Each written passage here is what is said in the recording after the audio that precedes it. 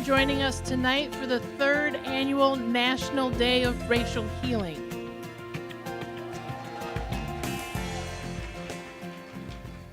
Over 200 people have registered, so tonight's event is officially sold out. I'm so excited to be here with you. It was worth the skate.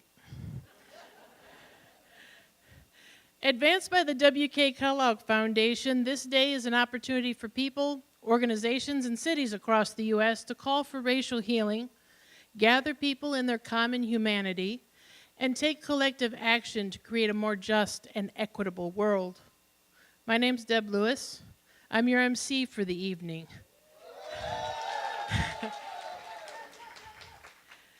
I tell stories, and as a teaching artist for Goodman Theater and elsewhere, I help others tell their own. I believe sharing stories connects people and helps us progress, to borrow a phrase from Reverend Dr. King, along the universe's long bent toward justice. You can find my published work and additional information at debrlewis.me. This day is a part of Kellogg's Truth, Racial Healing, and Transformation TRHT effort, a national, community-based process to plan and manifest transformational and sustainable change, and to address the historic and contemporary effects of racism. TRHT Greater Chicago is one of 14 regional initiatives funded by Kellogg. To celebrate this day, we're featuring first-time storytellers and members of the design teams who will share a reflection on how they have been impacted by racialized experiences. While all TRHT members had an open invitation to these workshops, the storytellers you'll hear tonight, all women of color, answered the call.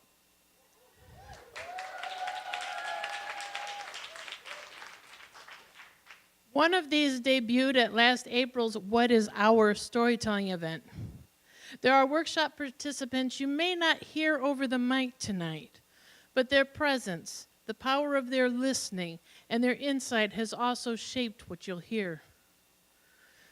We began with questions. What do you wish you could tell your younger self? And what's a time you were harmed because of your race? I'm not sure exactly when the turning point was, but there was a story that had us asking one another, what do you hear when you hear the word girlfriend? And I think it was then when we discovered just how many different meanings we had. Regardless, over these 9 weeks, our gatherings at the Goodman Theater became sacred space. In the end, the storytellers described it as a cocoon of love, a place where shared moments of pain, of healing, were a kind of unintentional therapy, where others' stories were a way to connect and a source of inspiration. One storyteller confessed to having dreaded Tuesdays as a category. Said something along the line of, it's not Friday, it's not Monday, it's not hump day, it's just Tuesday. But our meetings on Tuesday nights put a spring in her step during the day. And toward the end, she asked, what do we do with our Tuesdays now? Well, this here Tuesday, we share the fruits of our work together.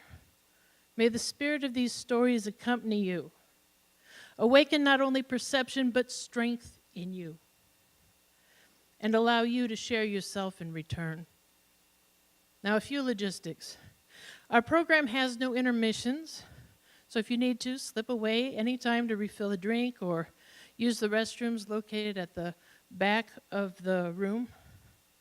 Please silence your cell phones, but keep them on so that you can tweet and post using the hashtags HowWeHeal and TRHTShy, C-H-I. Now, I would like to introduce Angelique Power, an early champion of TRHT Greater Chicago, one of the first 15 individuals who traveled to the TRHT conference 2 years ago. As president of the Field Foundation, Angelique catalyzed changes within the Field Foundation grant structure. Nonprofit feedback, foundation peer input, racial justice training, heat maps of Chicago. All of these pieces help reveal a path forward to a new grant model centered around community empowerment through justice, art, and leadership investment. This model opened the door to funding for neighborhoods that are too commonly disinvested and aims at addressing root causes of the issues allowing every Chicagoan to thrive in this city we love. Angelique is also a member of the TRHT Greater Chicago Leadership Advisory Committee and Steering Committee. Please help me welcome Angelique Power. So, thank you for joining us tonight. Every time TRHT comes together, there are these new, brilliant faces that enter the room, and there are these very familiar faces who've been showing up since we started TRHT. We welcome each of you. We need each of you.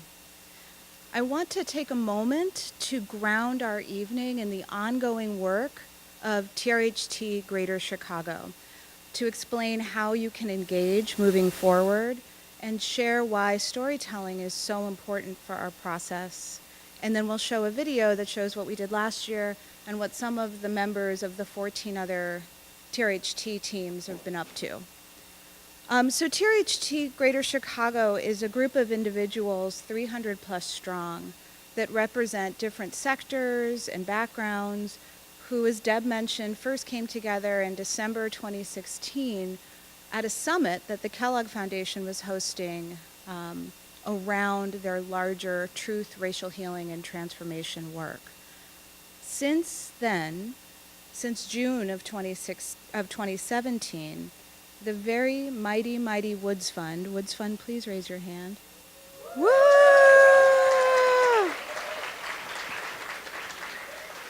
Woods Fund has been administering and really acting as the lead organization for the local TRHT work. In that time, with these 300 plus other participants, we were able to coalesce around a mission, which is nothing less than to proliferate healing and equity within individuals, neighborhoods, and communities, to change the race narrative, to fuel transformation, erase the belief in racial hierarchy, and drive towards racial equity. So we began planning for regional transformation change in 4 areas: truth and narrative, healing, law and policy, and youth. And each of these 4 areas had a design team. Raise your hand if you were part of these design teams. These teams met monthly over the course of a year and worked out an overarching vision for TRHT, theories of change, goals, and all that's coalesced into a strategic framework. We invite you to stay for the next chapter of TRHT work and become engaged in the community-led process. And events like this are all part of TRHT. Ways to participate include going to racial healing circles, engaging in capacity building and trainings, connecting with others who are doing similar work and should be part of this larger community. And for more information, you can talk to Jay. Jay, raise your hand. There's Jay, who's fantastic. And visit woodsfund.org. And on a personal note, in the wake of the flimsy sentences handed down to Van Dyke and the other officers involved in the Laquan McDonald killing and cover-up, there is no denying that systems in this city are not designed for people of color. And I'm not suggesting that all white people are racist or that poor white people aren't incredibly marginalized and abandoned as well, because they are. I'm saying concepts of race and realities of racism have done a number on everyone, people of color included. Each and every one of us have gotten the message about America's caste system. And while I believe that we all need to do the work to heal and erase what's been coded into our veins, we also need to have a sharp focus on the racism that powers our institutions and is wired firmly into our systems. TRHT is about changing hearts and changing minds, changing individuals and changing policies. So if we start by collectively acknowledging that our city's default operating system is racism, and then instead of freezing into stasis, we use this fact as a muse and enthusiastically begin to design again, I believe we can see transformative change in our city. And looking around this room, I have faith that collectively we can make this happen. So I want to start by welcoming our host to come and talk to us. Carlos Totolero is the founder of this beautiful institution that we're standing in, and he has offered it up to us, is hosting us tonight. Anyone who knows Carlos knows that there's overlapping organizing circles within Chicago, and that Carlos stands firmly in the middle of all of them. So Carlos Totolero, will you come up and say?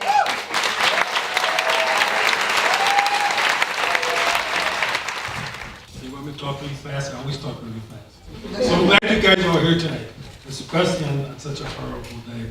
This is Chicago. You know, we have in the White House a fascist. No ifs, ands, and buts about it. And the only way he's going to go away is for us to come together and say, no, this is not the way we want our country. Our country has to be better. Our city has to be better. Non-violently, of course. But we cannot have someone saying all the racist things he's doing, have his followers do it, and sit on our hands. We can never let that happen again. So have a great meeting, talk, engage, but let's change America and let's really make America ours again. Thank you.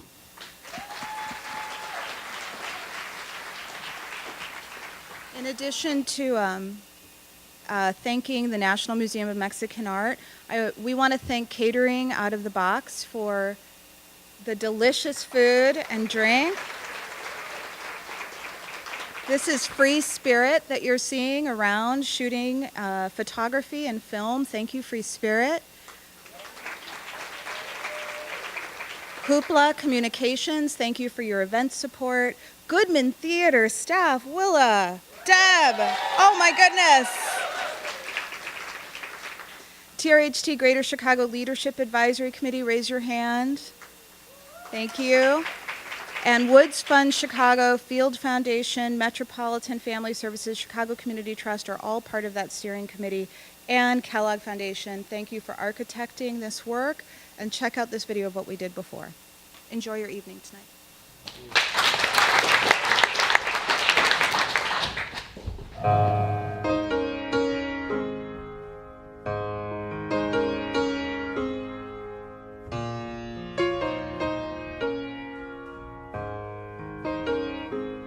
In this old house, walls are crumbling underneath a painted sky. When the real thing is out there waiting, deep and wide as it is high. From this dry well, you can hear the river running by.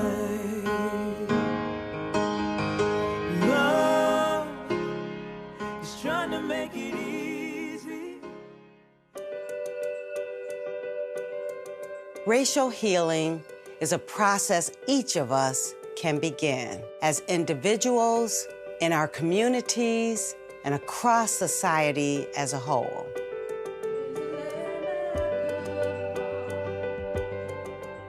So there is going to be some discomfort, just like if you were healing from a real wound. There's going to be some discomfort before the scab comes over it and before it heals. The power of storytelling is that it allows us to create belonging, to create empathy, to create understanding. For me, TRHT is about creating a space of belonging where race doesn't predict outcome, where you live, where you go to school, your income, your wealth, and your health. Be people who stand for justice, ولو على أنفسكم, even if it means standing against yourselves. Today, the county is recognizing January 16, 2018 as the National Day of Racial Healing. It is truly an honor to receive this proclamation as evidence of the dedication of persons such as yourself, Supervisor, and others in this community who are determined to not only accommodate the dream of Dr. Martin Luther King, but to do all that they can to make sure that that dream is a reality. The National Day of Racial Healing is a promise that we will love and cherish one another, that we will acknowledge one another as brothers and sisters, as friends and allies. A promise that we will tell the truth to one another, no matter how hard that truth is. And a promise that we will lean into one another and do the work of changing our communities and changing circumstances for everyone. Love is trying to make it easy, giving it away free, and we want to pay. Love is sitting on our fingertips, waiting on the edge of our lips, and we don't know what to say. In listening, in learning, and in honest dialogue, we turn away from the centuries of racial hierarchy that have kept us apart. Let it be the truth, solid as the earth, anchor in our feet. My freedom is for you. Tonight, I'm going to introduce our storytellers by name only, but I encourage you to check out their bios on the event page for this event. And later, you'll also find videos for most of their performances available at woodsfund.org. Our first storyteller is Unmi Song.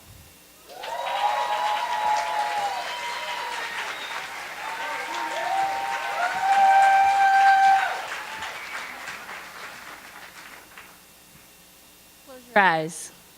Everybody, close your eyes. Now picture an American. What color is their hair? The shape of their nose? Okay, open your eyes. Did you picture me? I'm an American. Oh. A few months ago, I got into an argument with an advice columnist about, I know, right? About who gets to be called an American. So I generally like her columns, but she wrote this sentence that just jumped out at me. She basically said, if you're American looking and someone asks you, where are you from? It's an icebreaker. They want to know, are you from Cleveland or Chicago? Now, what do you think she meant by that? I think she meant, you're American looking if you're white. And if you look like me, you're not American looking. So I stewed on this for a while, and I couldn't let it go. So I wrote her a note. I asked her to open her eyes to the possibility that someone who looks like me could be American looking. And you know what? She got defensive. She wrote back explaining to me that when somebody who looks like me is asked, where are you from, people are not asking about my citizenship. They want to decode my ethnicity. So her definition of American looking was so entrenched, she completely missed my point. Or she refused to see it. And that's when I got frustrated. It's one thing to perpetuate a stereotype when you don't realize that that's what you're doing.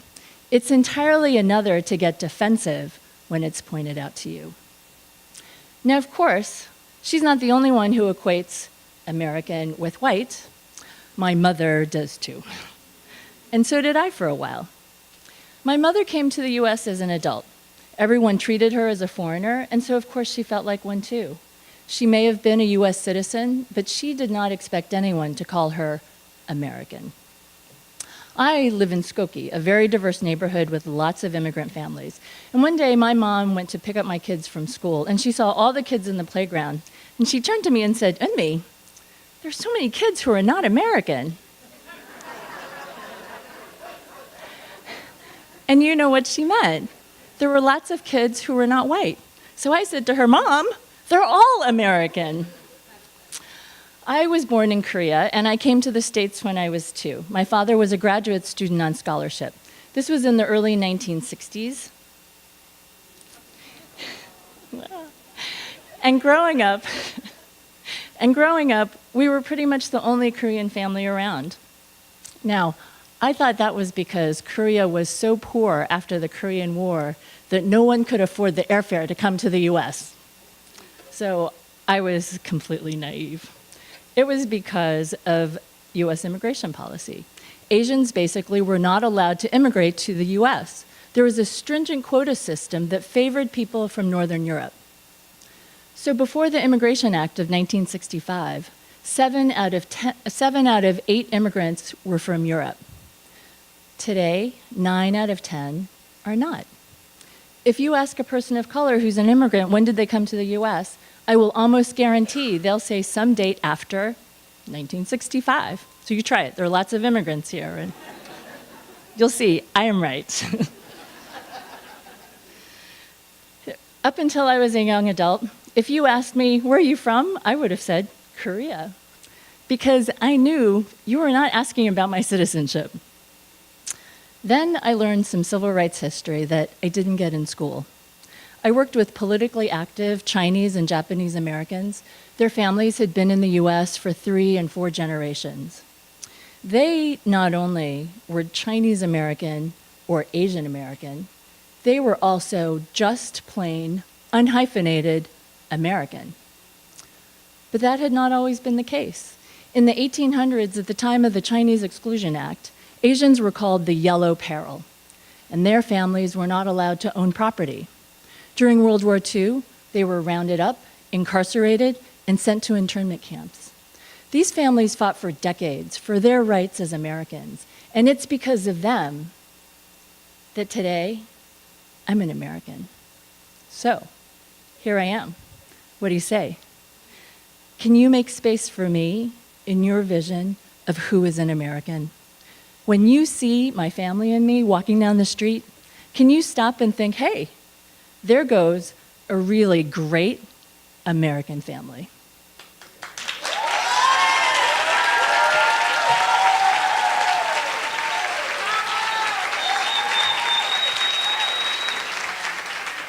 Our next storyteller is Cynthia Soto.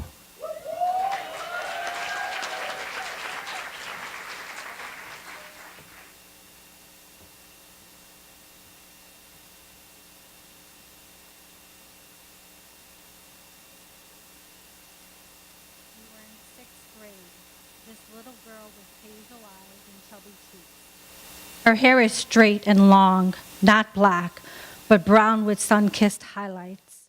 She wears big, chunky, oversized welfare glasses. During Chicago summers, she is tan from running around the neighborhood and playing in the fire hydrant. She is chubby and awkward. I got the chance to spend the night at a friend's house. Doris was cool. She had a room full of stuff, new stuff. She had her own room. At home, I sometimes slept on the couch or the floor. Doris had 2 parents living at home, a mom and a dad. My papi lived somewhere else. We had fun night at her house, played all kinds of games, told all kinds of secrets, laughed until our bellies ached. I was so excited to spend the night with the cool kid at her cool home in her big cool room. We were awakened the next morning for breakfast. I was nervous, didn't know what to expect. Luckily, it was eggs and tortillas. I knew this food. The mom asked in Spanish if I liked eggs and tortillas. I nodded yes. Not that I know much Spanish at all, but I knew from her gesturing to the food. As we ate, Doris tells her mom, she is Indio, and points at me. She laughs. Her mom looks me over and in disbelief shakes her head. She says some words that I didn't understand, but I knew it was about me and how I looked. They both laughed. Then in words I understood, she adamantly proclaims, you are not Indian, American Indian, no, no, no. You look French or European. Doris responds, "No, Mom, she is American Indian and Puerto Rican. They think it is a joke." I sat there, not knowing what to say or do. I laughed a nervous little laugh and awkwardly smiled. Microaggressions are ongoing: elementary school, college, career, and even today in supposedly woke and safe spaces. You see, American Indians are all dead. Indians in Chicago? What? Don't they just live on reservations? I guess you could look like Pocahontas if you were skinny, had high cheekbones, and long black straight hair that flows like the colors of the wind. Wait, can you paint with all the colors of the wind? Hold up. Where are you from? How much Native are you? My mom always told me to be proud of who I am. My mom was a boarding school survivor, a system intent on wiping out identities, cultures, and ceremonies. A history of massacres, reservation, termination, relocation. Genocidal practices meant to erase and never ever taught in schools. How does a little girl know how to be proud? The pictures splattered across the walls in the apartment are pictures of American Indians, stoic, brown skin, long black hair, beads and feathers. Store-bought photos of Hollywood Indians, the noble savage, the Indian princess. I see me in the mirror now. I have a little girl. When she was born, a friend told me, "Ooh, you got yourself an Indian-looking baby." I was proud, I guess. I don't want her growing up thinking she has to look a certain way to be who she is. Healing is ongoing. I work at keeping us connected to our histories and our living stories, with traditions, ceremony, and language. She is Sichangu Lakota, Creek, Winnebago, Ojibwe, Seminole, Puerto Rican, and Swedish, born and raised in Chicago.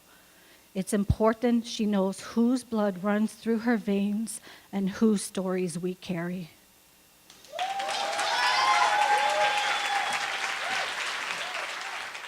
Our next storyteller is Cecilia Mowat.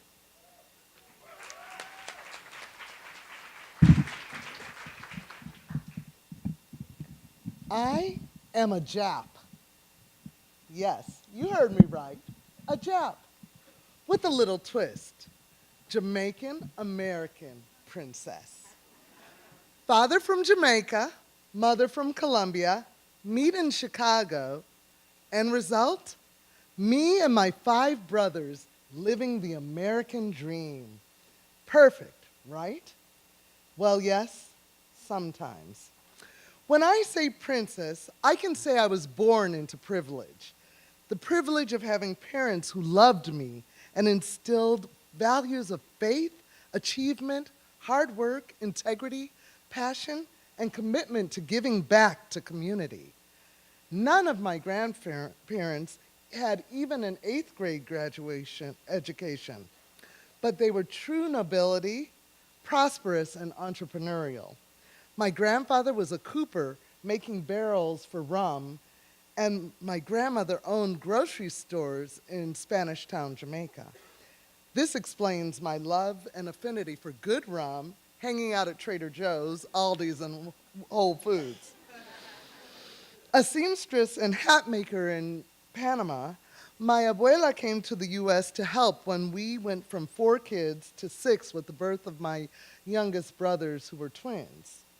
Working as a domestic on North Lakeshore Drive, wherever she went, you would see this tall and regal, dark-skinned woman stride in with dignity and grace.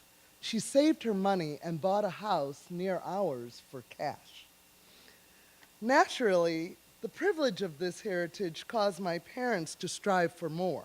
We weren't rich, but they prospered. So I am a perfect, privileged princess. The picture behind me shows how perfect I was and still strive to be. A product of McDowell Elementary and Latin School, I learned to be a border crosser early on.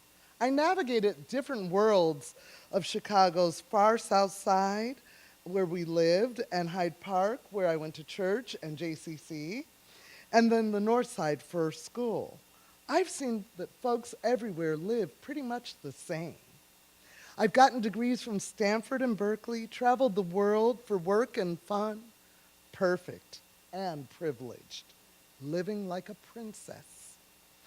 So why do I feel like I've only been given a day pass to visit the Power Center? Even when the privilege of my education and experiences from being a doctor's daughter have exposed me to more than most. Sometimes you can get confused being a border walker. Why is it that I'm always told I'm different than most blacks? Most blacks I've met, whether poor or rich, have the same privileged heritage of love and aspirations that I have. They have the privilege of dignity. Why is it that no one ever thinks I'm a Latina when I have a Spanish name, Cecilia Antonieta, speak Spanish fluently, and have the fiery passion typical of most Colombianas? When I speak in Spanish to many Latinos, why do they ask me, "What language are you speaking?" Don't they recognize their native tongue coming from a darker-hued frame? Why is it such a surprise? Why is it such a surprise to the men that I date that I am as delightful as I am beautiful and exotic? Along with having my JD MBA, I have been part of that special class of black women over 40. I have obtained my PhD without even trying. Yes, perfectly handicapped at dating. Can this be added to my affinity group eligibility? Black, Hispanic, female, dating disabled? I remember being told by one boyfriend, Mike, an Irish-American Notre Dame graduate, that I had 85% of what he was looking for in a wife. When we unpacked the missing 15%, and I was skinnier then, he didn't want the struggle of an interracial marriage. The same happened with a boyfriend who was biracial but looked more white. Both named their daughters Cecilia. Perfect. Jap I am, Jap I will be. Joyful, American, persevering in hope for love, to be the healing of our racial conflict. Perfect. Thank you.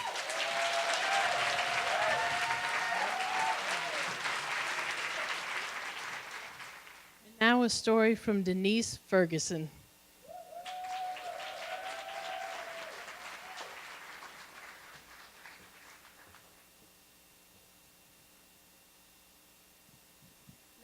Born in 1953. On the west side, in Lawndale's 24th Ward, where fragments of race, hate, and terror was applied to every part of black life. Be it employment, housing, schools, healthcare, garbage removal, the city of Chicago ignored the neighborhood and heavily policed the people. However, if there is an upside to racial segregation, it fueled community interdependence that allowed black people to serve God, raise strong families, grow businesses, and make good with the resources among them.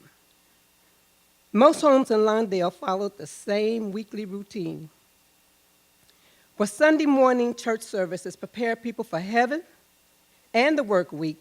Friday evening spawned intergenerational gatherings that included cousins, good food, good music, and lots of stories and love. Saturdays were filled with grocery shopping, household chores, and preparations for Sunday's dinner. Because of such close contact, an unshakable set of values formed, and the adults spoke the same language to children, saying things like, "Children should be seen and not heard. Stay in school. A hard head leads to a soft sit down. Don't talk to grown folks. And the most notable parent anthem, I brought you into this world and I'll take you out, seems there was a mud deer or big mama to encourage or correct any child's behavior, but not all talking to was about the child's well-being. Sometimes grown-ups just needed to talk, and we had to listen. In between love stories and tales of triumph were stories of loss and survival in Chicago or down south. Most talks ended with, always obey your parents, or the cautionary, avoid the police. But in my neighborhood, most everyone was unsuccessful in avoiding the police, including me. When I was 6 years old, I was hit by a car. As I lay in the street, waiting for an ambulance to arrive, a police wagon pulled up. 2 police officers got out and said they were there to take me and my mom to nearby Garfield Park Hospital. The onlooking adults gasped, cast their eyes down, walked away just disgusted. The policeman directed my mom to lift my fractured body to the floor of the police wagon. So down Lexington West to Independence, then north across the bridge, over the Eisenhower Expressway to Washington Street we went. My mom's body cradled mine as we were thrown around the floor of that police wagon. The wagon stopped, the doors opened. My mother carried me into the emergency room. We sat in chairs while the police talked to the hospital staff. The nurses and doctors worked around us for what seemed like hours before my mom asked if someone would see me. I heard her cry as she begged them to call the police wagon so I could be taken to a hospital that would help me. Then I started crying. It was all my fault. I was disobedient again. If only I had not been running across the street to see those pretty flowers, I wouldn't have been hit by a car. I had caused my mom those tears. That was 1959, when those policemen worked on the West Side in Lawndale's 24th Ward, where racial terror was applied to every part of Black life. They, like my mom, knew that the city seldom sent an ambulance for Blacks, that Blacks were not allowed across that bridge, and that Garfield Park Hospital was not going to see me. Dr. Mona Lake Jones says, being the mother of a Black child just ain't no easy thing. You've got to call on Jesus and listen to the angels sing. Thank you.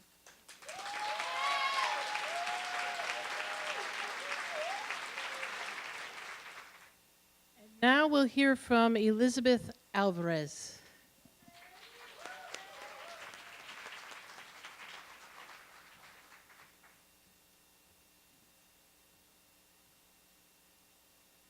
I remember moving into our new home as a 4-year-old, excited about all the possibilities.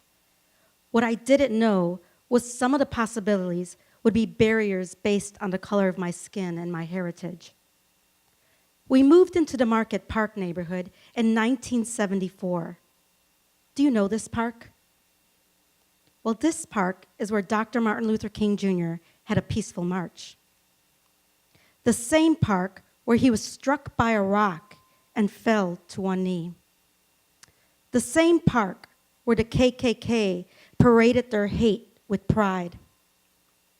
The same park where Dr. King stated, I can say that I have never seen, even in Mississippi and Alabama, mobs as hostile and as hate-filled as I've seen here in Chicago.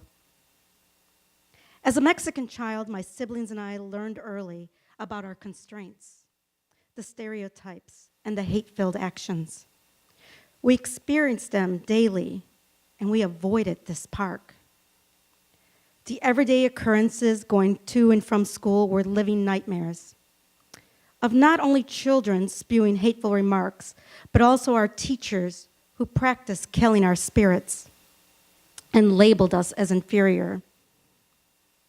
It was until I arrived home behind my Mexican door that I can feel safe once more, that I can be me again. Being the youngest of four, I was always able to rely on my siblings for support and coverage. As years passed, I learned to deal with the hate by closing up, and many times I felt the hate growing within me. By the time I was 13, I learned to hate myself and all I represented to my white neighborhood. One cold, frigid winter, very similar to yesterday, I walked home alone from school. My older siblings no longer around to protect me.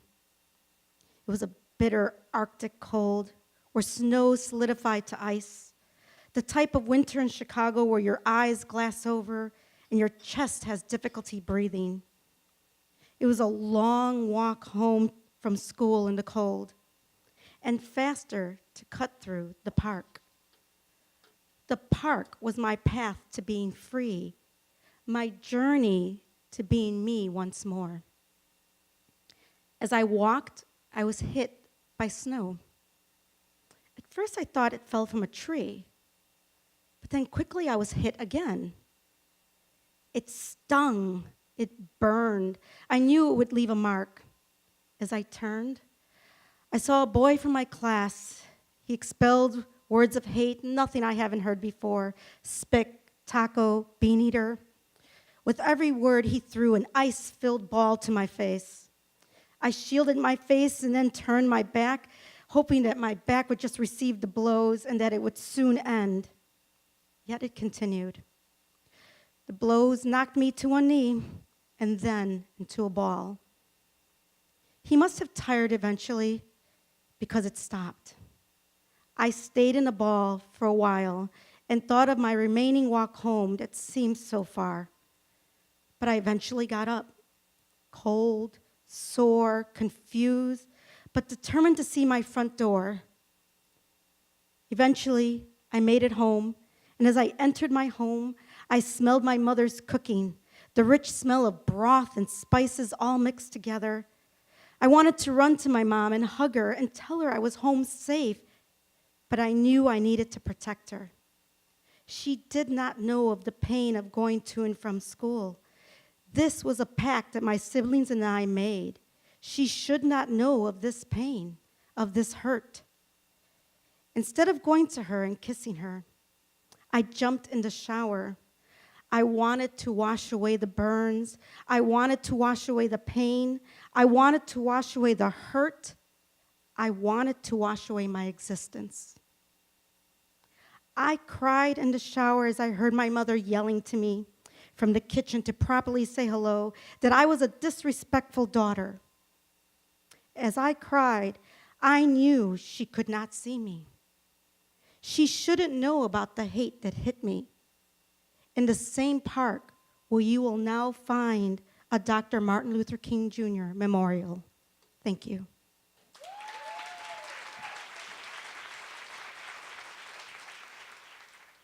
Now, a story from Cara Wright.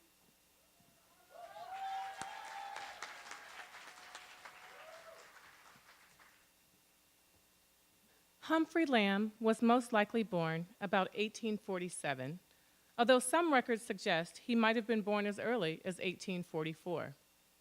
His father was a man named Jacob, who was white and owned slaves. His mother, well, I don't know who his mother was, because in all the historical records, she is only listed as an unknown slave woman. It's as if her responsibility in Humphrey Lamb's birth was a minor contribution, an invisible one. I assume this invisibility, written in history, mimicked how she was forced to live, to live a life that required everything of her and nothing for her. It reminds me of a Hemingway quote. He said, "The world breaks everyone, and afterward many are strong at the broken places. But those that will not break, it kills. It kills the very good and the very gentle and the very brave impartially. If you are none of these, you can be sure it will kill you too, but there will be no special hurry." I wonder if the world broke this unknown slave woman in many places, and if she got strong in those breaks. Or I wonder if she refused to break and was killed in no special hurry. I think about her all the time. I confess I'm a bit obsessed with her. I want to know her. I want to know who she is. I have so many things that I want to ask her, and for those who know me well know that I like questions. And so I do. I ask her, "Unknown slave woman, did you have a family that loved and cared for you? Did you love your baby boy Humphrey, or did you hate him because of how he was conceived? Did you have to toil in the fields soon after you had him? Or did you have to work in your slave master's home, continuing to mop and cook, fetching water, while still sore and healing from the trauma of giving birth? Were you able to block out the memories of having to succumb to a man that owned you? Did you have the sleepless nights or the night sweats that come after childbirth soaking through your bed coverings? Unknown slave woman, did you have dreams about who your son would be? Were you wishing he were born to another, maybe the one who you truly loved? Did you feel pride or relief having this boy that would likely have fair skin and fine hair, knowing he would have some protections by his white slave master, who just happened to be his daddy? Unknown slave woman, what were your dreams? Could you afford to even have one? What were your talents? Were you a gifted storyteller? A gifted seamstress? Did you secretly know how to read and write? Did you have a witty sense of humor? Could you afford to even laugh at anything?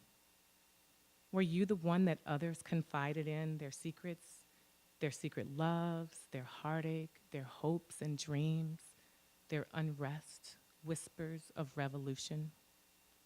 Unknown slave woman, what was your name? I don't have a photo here. Like the others, there is no photo, no name, nothing to dignify her existence. But she can't be denied because I see her. I pretend I'm looking into her eyes when I look at photos of her son, Humphrey. I whisper prayers of gratitude to her. I sing to her. I pray for her. I cry for her. And I stand proud because of her. Humphrey Lamb was most likely born about 1847, although some records suggest he might have been born as early as 1844. His father was a man named Jacob, who was white and owned slaves. His mother, an unknown slave woman, was my great-great-grandmother. This is a tribute to her, a woman that deserves to be known.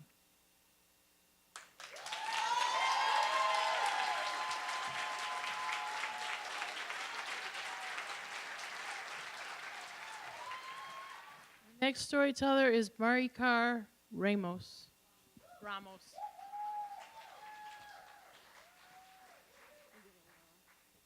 The last thing I expected was to end up with a white man. "You don't like white people, do you?" "Why don't you like white people?" she asked insistently, invading my personal space with her hot, alcohol-soaked breath.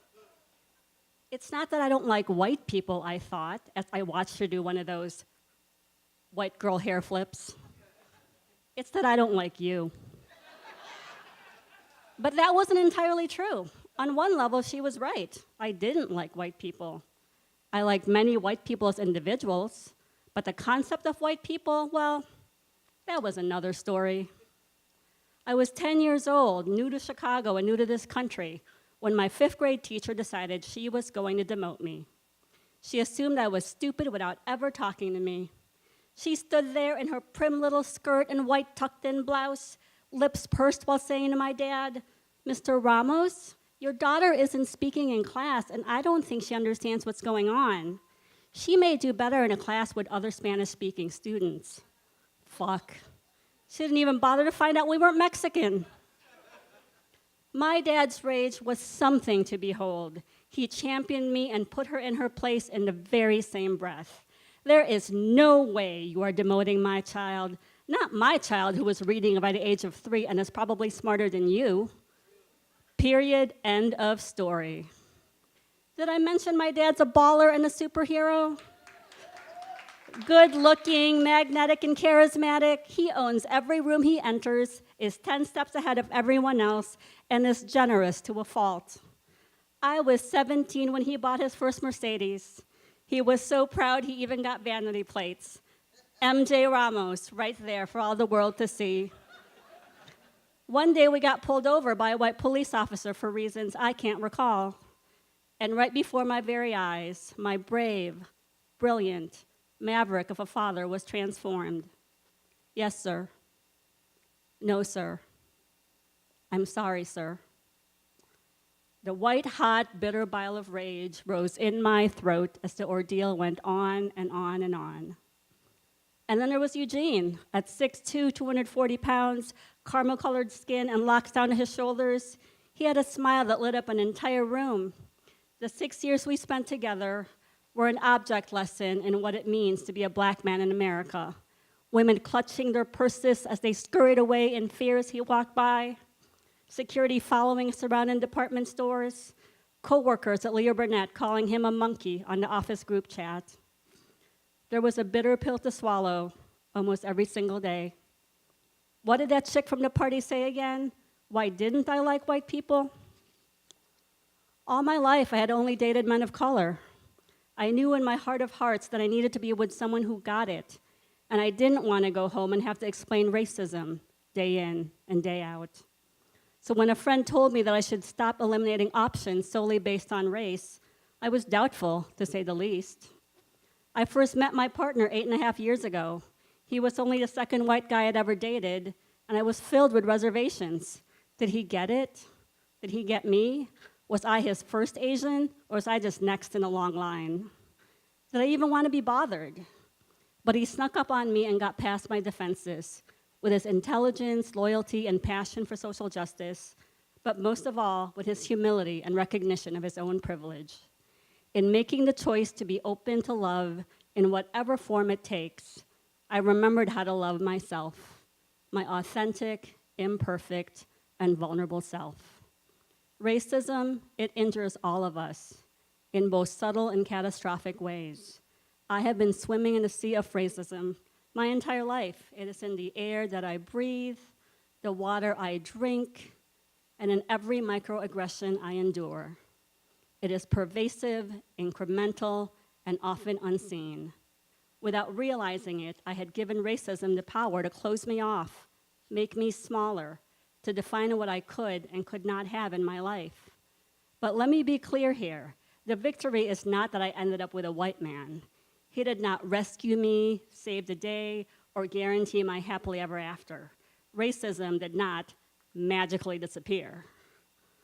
The victory is that despite the drunk grad school classmate, the damaged 5th grade teacher, the power-tripping white police officer, and every ignorant kid who ever told me to go back to my country, is that I am here today, standing in my own truth, with an open heart, making my own choices about whom I love and who gets to love me. Thank you very much. Our next storyteller is Aisha Truss Miller.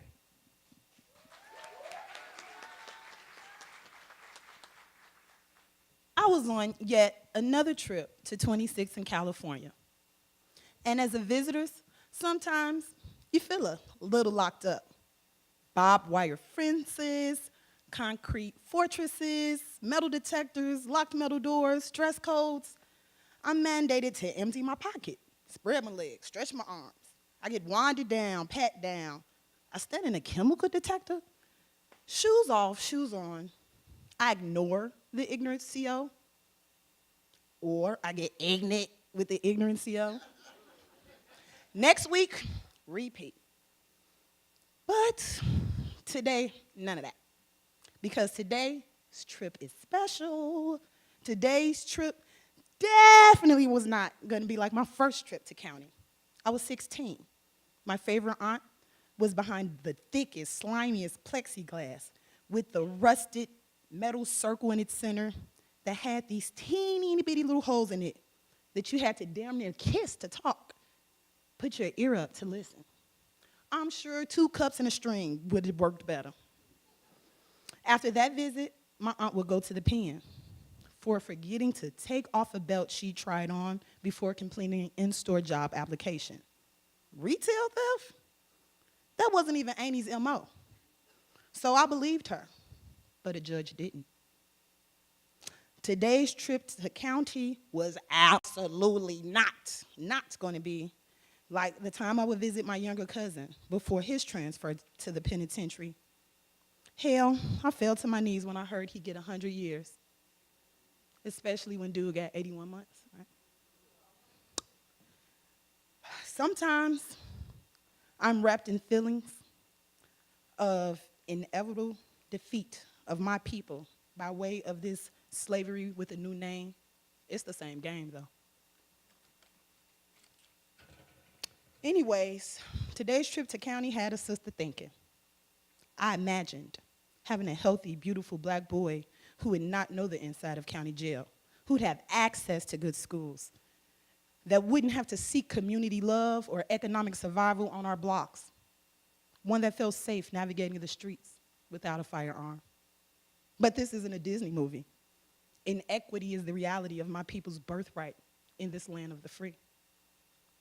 But my future son, he would have a father, 2 granddads, uncles, aunts, and plenty of cousins at community who would have experienced prison. See them stats?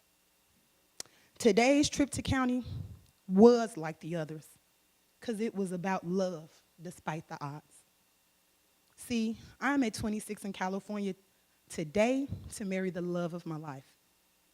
No wedding party, nor flowers and decor, no reception or honeymoon, just a handful of family with black pride and endless love who support us and who are in struggle with us. My fiance, in his khaki uniform, shackled from hands to feet, courtesy of Cook County Department of Correction, he sternly requests to be uncuffed.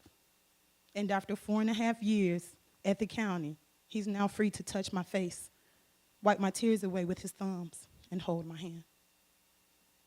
I feel free in those moments of being lost in his eyes, as free as my ancestors probably felt in moments of love against all odds,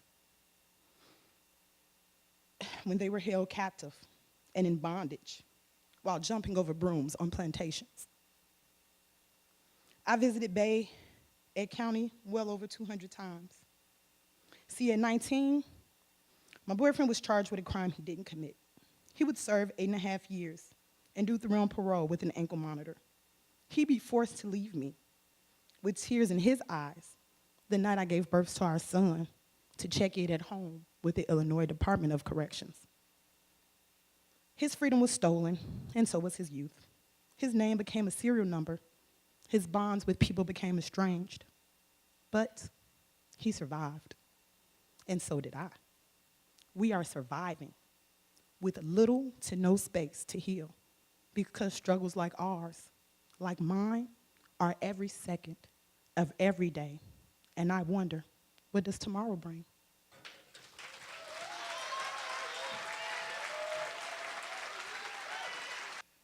Our next storyteller is Mariela Estrada.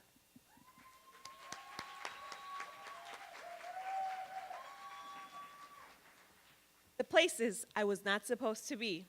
Age 3, quiet little girl with freckles and tight curly brown hair who arrived to this country not by choice, but by the only way my parents envisioned to offer me a better future.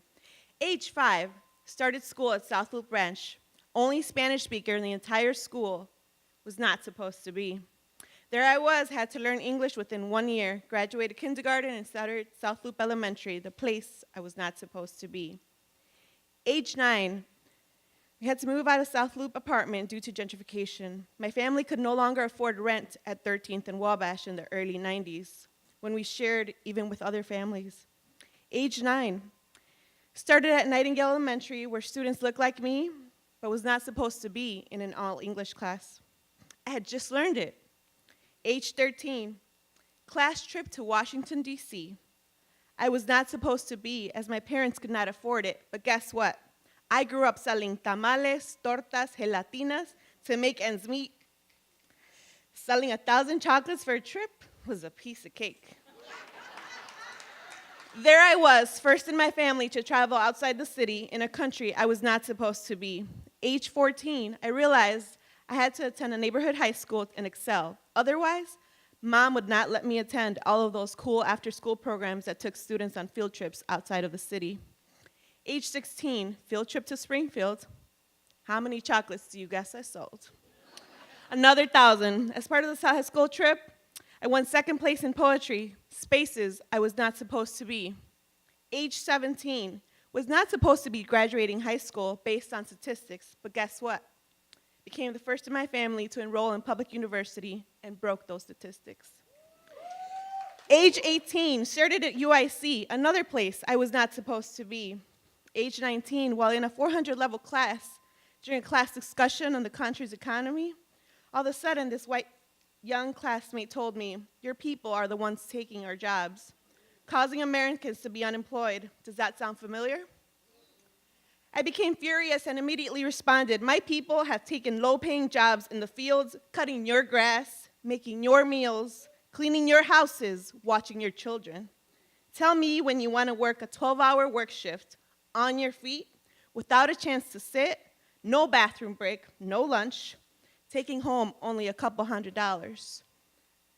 That was my official wake-up call. In 1988, I arrived to Chicago, undocumented until the age of 11, working 4 times as hard to become the voice for those that didn't make it to all the places I was not supposed to be.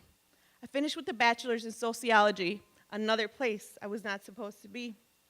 With a college degree in hand, I became the first in my family with that new passport that was gonna get me places. I started volunteering and shortly after was introduced to Brighton Park Neighborhood Council. This was a place I was supposed to be, a place that offered me a chance to spread my wings and continue moving into places I had never been.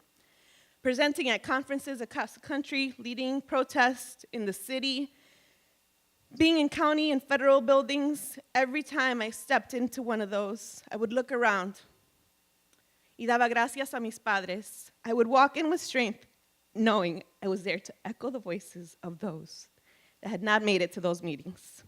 And to be honest, many were the ones where I was casted as that bitchy Latina. But hey, somebody's gotta do it. I recently started a job as a city employee after 8 years of working in the community where I organized all that time. I wanted to continue being that voice of the communities, and man, oh man, has it been a tough one. That first day when I was handed my ID, I took the picture and showed it to my mom. I made it to a place I was not supposed to be. But here I am, and I will make sure I keep my promise and echo the voices to the community, las voces de mi gente, porque gracias a las personas que me han apoyado y creído en mí, estoy aquí. Personas que dejaron sus sueños atrás por verme alcanzar los míos. Without you, I would have never made it to the places I was not supposed to be.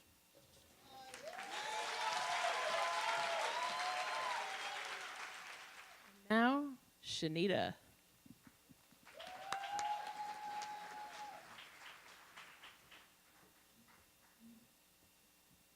How many people in the room have ever done a vision board? Oh, great, I love that. So you know exactly what it is that you're looking at behind me. But for those of us who haven't yet, I want you to know that a vision board is a strategy for intentional planning. The board helps to clarify, organize, plan, and stimulate action aligned with the vision that we have for ourselves, or in some cases, aligned with what we believe we've been called to do. This is my 2017 vision board. It's centered on the African American principle NIA, meaning purpose. It's displayed for you here today for two reasons. Manifestations of this board, like the founding of Reconditioned Community Cooperative, led me to find a place within the THRT community, a TRHT community. But mostly it's displayed because what didn't come to fruition is actually actualizing here today. So over in that right bottom corner, there's a pencil and notebook with the words, "Rewrite your story," on top of and within the words, "You deserve better," with "thankful" underneath. Y'all get it. So being invited to participate in this event, I was inspired to tell my story. But to do it any justice, I had to return to this vision. I'm sick and tired of being sick and tired. Those are the documented words of freedom fighter Fannie Lou Hamer, spoken during her testimony at the 1964 Democratic Convention. But I would have sworn a few years back that that one statement would be the story of my life. In fact, I probably would have sworn that up until I was inspired to tell my story for the sake of truth, racial healing, and transformation today. And honestly, up until a few days ago, I was having the hardest time moving away from the sick and tired story. I imagine that it was for Fannie Lou Hamer as it is for me. Sick and tired of carrying the pain of being 1 born, 2 in America, 3 poor, 4 black, and 5 female.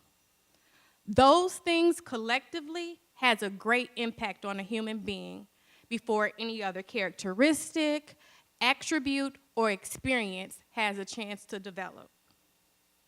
Hell, being born in America, poor, black, and female, by the time you are 5, you're sick and tired of being sick and tired. Some of the pain is directly inflicted, and much of it is inherited. So there's without a doubt part of me that is sick and tired of being sick and tired. But I feel like that's been my story. That's been my mama's story. That was her mama's story. That's been our story for so long. I just don't want that to be my story anymore. This internal conflict that I've had as it relates to my story, my recollections of my experiences, what I take away from them, what I carry with me, and whether I like to or not, the things that I am able to show to the world, this conflict has been lingering forever.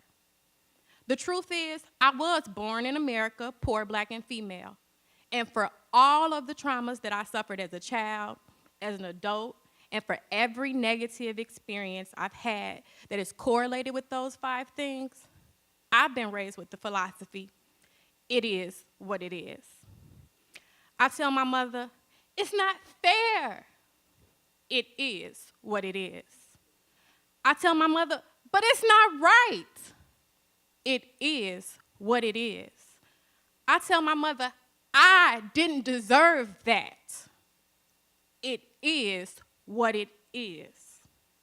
Well, that's true. Because I was born in America, poor, black, and female. It comes with a lot of burdens. I'm not short on experiences of racism, sexism, or class elitism. But those stories, you've heard them. There are so many to go around. I don't imagine they'll stop anytime soon. One of my recent ones is of this well-intentioned white lady telling me, "You're a pretty little colored girl." All right, well, it is what it is, you know. But, no, seriously, in preparation for today, in listening to the stories of my sisters and my brothers, in talking to my mother, in praying to God, and thinking about my story, at least the ones I've told thus far, I recognize that I've been so busy carrying the burdens of my being on my shoulders when the whole time God gave them to me to be stepping stones. Because it is what it is, I am who I am. I've done a lot with the burdens on my shoulder, and I'm looking forward to the healing that comes with them under my feet. Thank you.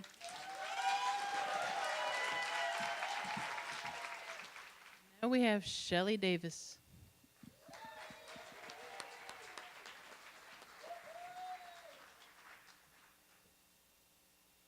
When I was little, my mother read her diary to me.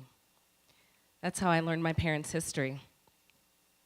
In 1960, my mother moved to Chicago, a new bride from the South, to live in a big, strange place with the love of her life. And then reality set in. My father was one of the leaders of the local civil rights efforts, which meant in addition to his job, he would often lead protests and sit-ins and sometimes be arrested. My mother would be at home, calling her mom and her sisters, crying and afraid. On the other hand, my father didn't talk much. When he did talk, his stories were painful because he was the one leading sit-ins and being jailed. Yet both my mother and my father's stories had romantic endings of love and justice. My childhood directly reflected the victories of the civil rights movement. We lived in a South Side neighborhood. I had black and white neighbors. I went to CPS magnet schools with artificially constructed formulas that gave us integrated schools. And my parents taught me the rules. I must always be articulate, be clean, and to be more than qualified. I was told if I lived by these rules, I would go far. However, in this era of diversity, equity, inclusion, racial equity, racial healing, racial justice, cultural competency, and social justice, and I'm sure I missed a few, I think I'm experiencing more racial harm than healing. You know that saying, people might not remember what you say, but they'll always remember how they made you feel. Well, I remember my first interview with an executive recruiter. She was a tall blonde with a raspy smoker's voice. She threw questions at me using leadership jargon I wasn't familiar with then, while I sat there, barely breathing, wearing $50 Spanx. She leaned into me and she said, "You know, Shelley, this is really a girlfriend's position." I was so confused. Later, when I heard the person who ultimately got the job was someone from the search committee's inner circle, I realized I wasn't a girlfriend. I wasn't even a candidate. The search was about creating the appearance of a diverse candidate pool. When I was introduced to this recruiter again, she shook my hand, squinted, cocked her head to the side, and said, "Have we met before?" Not only was I not a girlfriend, I had to wonder, was I that unmemorable or just invisible? Then there was the time I initiated a conversation with a man who ran a philanthropic advising practice. Before we got started, he asked a younger black woman to join us that worked for him. We sat in his fancy office, overlooking the river and the skyline. I shared my interests in working on policy solutions that addressed economic inequality. He stared at me stone-faced, looking through me with piercing blue eyes, and said, "How do you think we could increase diversity in our client pool?" I suggested someone else he could talk to. He turned and gestured to those black woman colleague and said, "That's right. Could you introduce her to him?" That black woman and I looked at each other in silence. I left that meeting feeling nauseous. I mean, how naive of me to be concerned about the disappearing middle class when clearly my only value to him was to increase and diversify his client base for free. A few months later, I heard that the young black woman from the meeting had quit the firm. I asked her out for coffee, and we shared our feelings about that meeting. We agreed to be lifelong allies, and that promise we made to each other was the ultimate revenge. These are only a couple of examples that have tarnished my civil rights movement pride.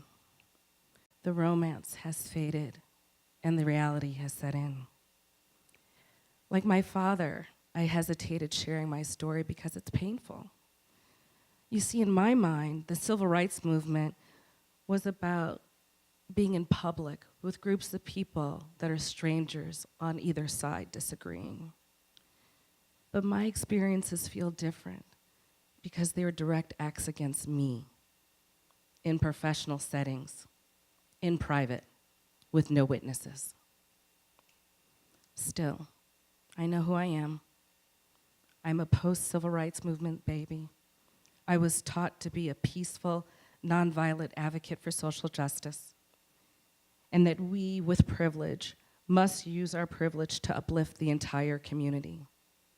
And ultimately, I know I don't have a choice because I am the child that my parents raised. Thank you.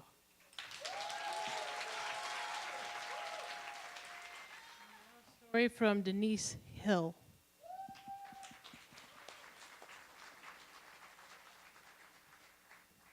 Ready, aim, boom. Ready, aim, boom. The sounds of that day are what I remember most. The almost ineffable shouts of the man with the gun, the precision and synchronicity of all the other men, all dressed alike, from their shoes to their berets, all with their long, cannon-like guns pointed toward that almost summer sun. At least that's what my 4-year-old mind remembers most. And the instrument, the sound of that golden instrument that another man played while the wind danced through the grass beneath our feet. I'd never heard sounds like these before. Maybe on TV whenever I watched those Muppet shows, or maybe when I sat with Dad while he watched his Westerns. Dad. That's what I called my granddaddy. My own special name for him. He was average in height and build, dark mahogany skin, coarse curly hair that was growing into more salt than pepper. He loved cake and laughter. He worked hard. Sometimes in the early morning when it was time to pick up Mom and her mom from the plant, I would ride with him in his Chrysler down Kedzie, up the hill where I'd close my eyes and inhale the smell of fresh baked cookies wafting through the air. Other times I'd just go sit where he was and talk to him about early childhood nothings, eating easy cheese and crackers, soaking up being in his presence. I loved my Dad, adored everything about him. He's who all those sounds were for. That's why we were all there that day. Did I mention the colors? There was that blanket with the red and white stripes and the blue patch with all those white stars, and that they had draped over the fancy thing that Dad was in. At one point, some of those men who were all dressed alike from their shoes to their berets, they folded up all those colors and stripes and stars and ever so slowly and precisely and gently handed it over to Mother, my grandmother, as she sat stoically next to my mom and me. I've been thinking about him a lot lately. I've been thinking of how one of my very first memories in life run along the contours of his face and the solemnity and ceremony of what that flag signifies. And I've been wondering, seeing as I'm a woman now and I've lived a little and lived in this America for a little while, where can I find for myself a reflection of myself in all the signs and symbols of this nation I call home? I wonder, in the words of Anna Julia Cooper, not a statement, but a question, when and where do I enter? Life has taught me that for the woman, young and black and mothering, learning and working, leading and living, every brush against systems and within systems is met with attempts to degrade, humiliate, frustrate, to crush. Over and over again in narrative and in praxis, it is made clear that the story of the black woman, the Black woman who lives with the tensions and juxtapositions of being in this American context, whose life looks and feels and sounds like mine, the non-mainstream, non-consumable, non-neat and nice story.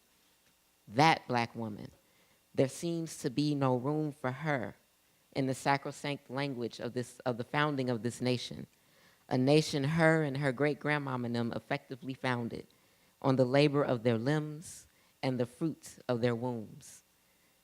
The wounds run deep and the wounds persist.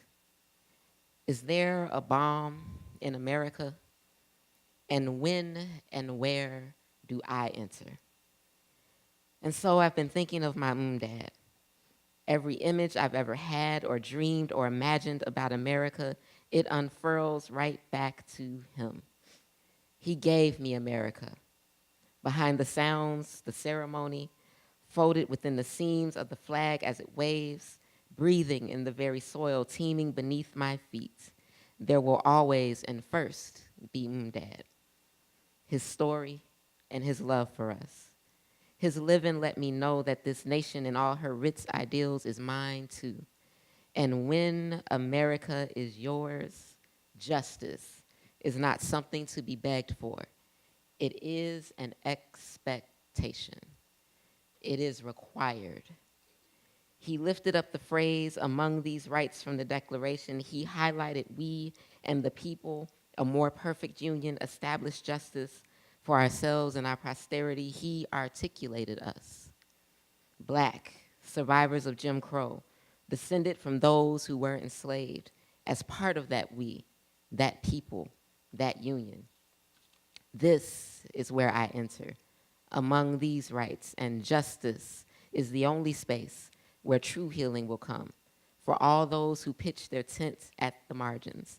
And for this woman, young and Black, what a wonderful gift he's given, making room for me in this America.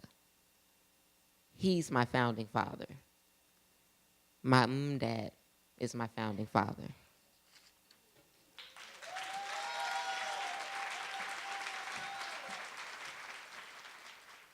As you can see, I've been one of the luckiest people in the world to listen to these stories in their very beginnings and listen to them develop. I want to encourage you to sign up for racial healing circles that'll start in the summer. There's a sign-up sheet in the back. Also look for emails closer to start and for additional updates on the TRHT website. We have one more person with some words that I've come to think of as a kind of benediction. LaShonda McCoy, take it away. Erykah Badu said it best. I'm kind of sensitive about my work.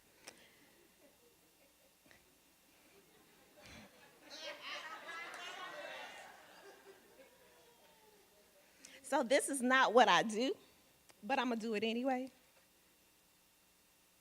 Maybe I will. Bag a lady, you gon' hurt your back. Dragging all them bags like that.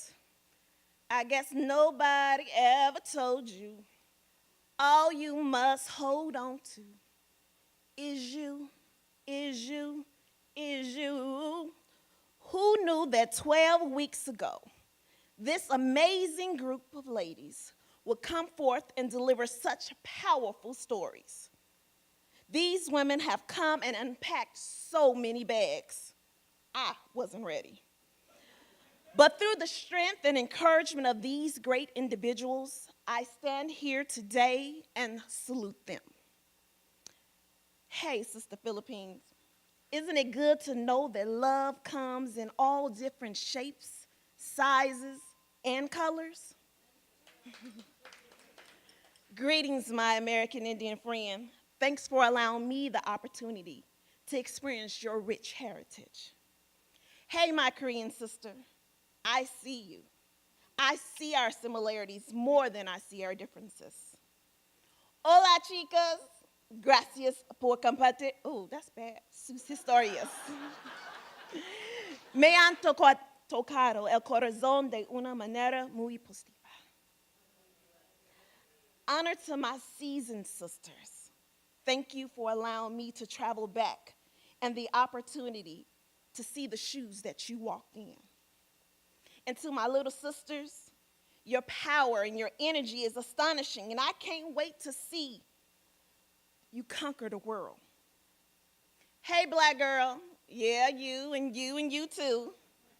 You are amazing, always has been and always will be. Hey, island girl, who knew that our stories walk such similar paths? It has been a privilege. So I thank each of you for standing in your truth, believing in transformation, and allowing the opportunity for racial healing.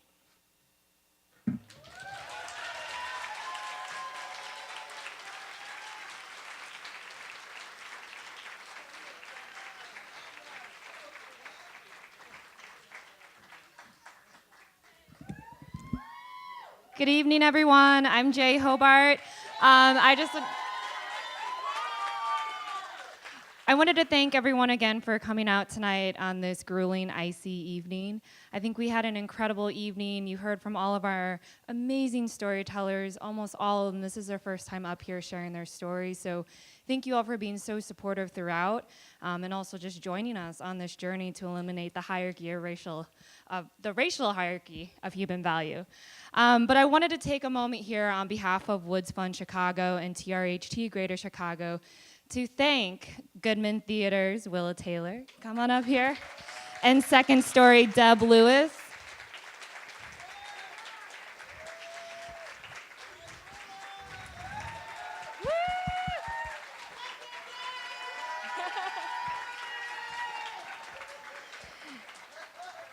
Come on up, Deb.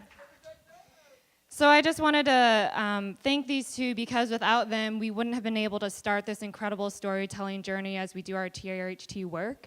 And so on behalf of all the storytellers and us, we wanted to thank them. And please give them a round of applause again.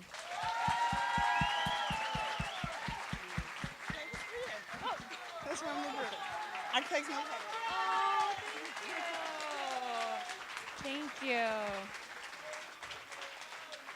Thanks again for coming out tonight. Please get home safely, and we'll see you at the next TRHT event. Thanks all.